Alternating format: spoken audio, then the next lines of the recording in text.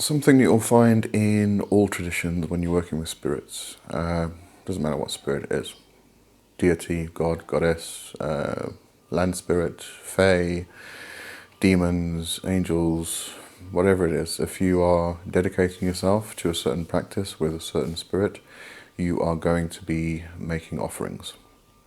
And there's quite a bit of information about what offerings to make on the internet for whichever spirit you're working with. And there's quite a bit of information about how to make offerings. There's a little less information about what to do with the offerings after you've made them and how to discard of them. So today I just want to talk all about making offerings and what to do with them.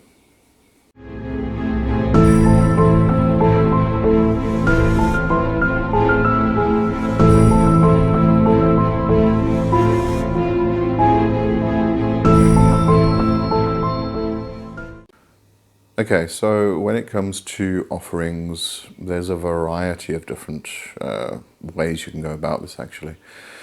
The obvious first thing would be to go online, get on the internet, and go and find people who have worked with the same spirit that you are wanting to work with and find out what offerings they made. Now, this can differ from person to person, so you might find that a particular spirit, one person worked with the spirit and offered some XYZ, another person worked with the spirit, offered something completely different. In many cases, this is because the person has been directed and instructed to do so by the spirit themselves. I mean, some of the things I've been asked to offer by various spirits, there was years back I was asked to give an offering of my very old left shoe, which had a hole in it. So before I threw it away, I gave it as an offering. So it can be some strange things sometimes, but usually, it's incense or some kind of scent, or it could be food, wine, coffee, tea. It can be anything really. And it doesn't even need to be food or wine, food or drink. It can be your time. It can be an offering of a service, for instance. Charity work. It could be an offering of artwork. If you're a musician or you're an artist, it could be a piece that is made specifically for that spirit, to honor that spirit. In the case of some fae and land spirits, they often like shiny things. So you can give them coins or silver jewelry or something like that, and just put it on an altar and just leave it there for a while. With the coins, you can bury them in the ground underneath a tree with some honey and milk, for instance. So there's a lot of different ways you can go about giving offerings. Now, in demonolatry is often considered to be a bloodletting tradition. So in many cases you will offer blood, and this also comes into the area of sacrifice. And sacrifice really just means that you are doing something which you find difficult. So if you are pricking your finger and you find it difficult to prick your finger because it's sore and it's not something you're used to, that's a sacrifice. If you are giving time, that's often a sacrifice, because it may be time that you don't really have, but you are sacrificing that time in honor of the spirit. So sacrifice falls under offerings quite a bit as well. And as I say, it can be a variety of things. The best thing to actually do, after you've been and checked all the correspondences on the internet and you've checked what other people are offering, you can actually speak to the spirit and ask the spirit itself what offering they would like. And just coming back to demonolatry again, not all of the demons actually want blood. Even though it is a bloodletting tradition, not all of them actually want or require blood. It could be a different bodily fluid. It could be spit, it could be tears, it could be sweat, it could be sexual fluids. Anything that is part of you, part of your DNA, and you can give that as an offering. But as I said, it's not all of them that require blood or ask for blood. It's some of them will ask for other fluids. So the best thing to do is speak to the spirit itself, and just check with them, ask them what they actually would like. Now, once you've made an offering, and I'm going to continue this under the premise that we are offering food and wine. So you might leave some fruit on the altar, for instance. So what you would do if you have an indoor space, you don't work outdoors, if you exclusively work indoors, then you can just leave the offering on the altar. If you're working outdoors, it's even better. You can actually take the offering, you can put it on the ground and let nature take care of it. But if you're working inside, you can leave it on the altar for a while. Sometimes some people will only leave it overnight, then they'll take it outside and put it under a tree, for instance. And then again, let nature take care of it. But when it comes to offerings, what you're offering is the actual energy of the offering. So if you are giving a shiny piece of jewelry, it's that offering, the energy that you expel as you're giving that offering. And it might be a piece of jewelry that you particularly like, which then becomes a sacrifice.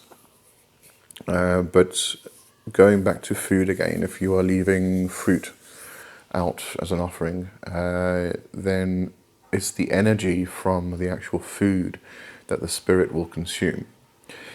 And something that I discovered a while back, which was actually very interesting and actually quite brilliant, was the idea of leaving the offering on your altar for an extended period of time.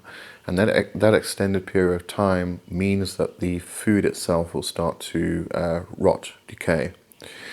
As the food starts to decay and starts to break down, the cells start to break down, the cells actually start bursting and they release energy themselves. And this again becomes the energy that the spirit can then consume. And then, when it gets to the point where it's just a bit too rotten to keep around and it's starting to get a bit smelly, for instance, then you can take it outside, bury it in the ground, or just leave it under a tree. But that's the main thing. Don't throw offerings in the bin. Don't throw them down the toilet. And the other topic would be consuming the offering after you've made it. There are some instances where you can consume the offering, but in most cases you usually don't. When you consume the offering, what happens is you have basically given that offering to the spirit, and therefore the spirit has accepted it, and their energy is then ingrained into the offering itself. If you then take it and consume it, you're actually bringing the energy of that spirit into yourself. And in a lot of cases that is not desirable, because you can end up invoking the spirit, actually becoming possessed by the spirit. In some instances, that's exactly what you want to do. So it obviously depends on the work you're actually doing. If you do want to take on a God form, for instance, making an offering and then consuming it as the God form would then, be perfectly fine. But as I say, in a lot of cases, it's an offering as a way to honor the spirit. So you are giving something to the spirit that they can eat, they can consume. Then you don't want to eat it yourself. Then you want to just leave it on your altar for whichever period you choose to leave it for. If you want to leave it for an extended period so it does start to break down and decay, then do that. If you just want to leave it overnight and then take it outside and let nature take care of it, giving it back to the earth, basically, giving it back to nature, then, do that. So there's a few things to consider. And just coming back to the beginning, again, speak to the spirit, ask what they want. It might not always be a good idea just to naturally assume that they want food, drink, or bodily fluids from you, or whatever you think should be right. Ask the spirit. It may be a piece of artwork. It may be time that you spend at a charity. Doing some good for, maybe working with a spirit that is particularly tied to dogs, for instance. So you might go and offer some time at a vet, free of charge, for instance. So it's going to depend on the spirit. So speak to the spirit. Find out from the spirit. That is the absolute best way to actually find out what offerings to actually give them. We can speak about the red meal. I don't want to go too much into that at this point, but the red meal is usually a standard thing. So the red meal would be bread and wine. So when you're doing a red meal, it's always bread and wine. So that offering is given in that fashion. So there's no sort of question about what to actually use. But in that instance, again, you are imbuing the bread and the wine with the power of the spirit you're working with. Then you are actually consuming some and then giving it back to the land. So there's an intermingling of energies that transfer between yourself, the spirit, and the land itself. So there are, as I say, a few things to consider. But go on instinct as well, what you feel is right, and then speak to the spirit and ask them, and then everything should be fine and hunky-dory. But it's that disposing of or discarding of the offering that has eluded quite a few people over the years. Since I started practicing, it's just one of those things that not many people seem to speak about too often. It's all about give the offering, but what do you do with the offering afterwards?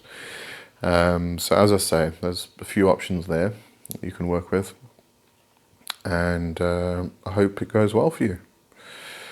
And I'll see you on Friday. We should be back to normal this Friday, and we'll be doing fate versus free will, as mentioned previously.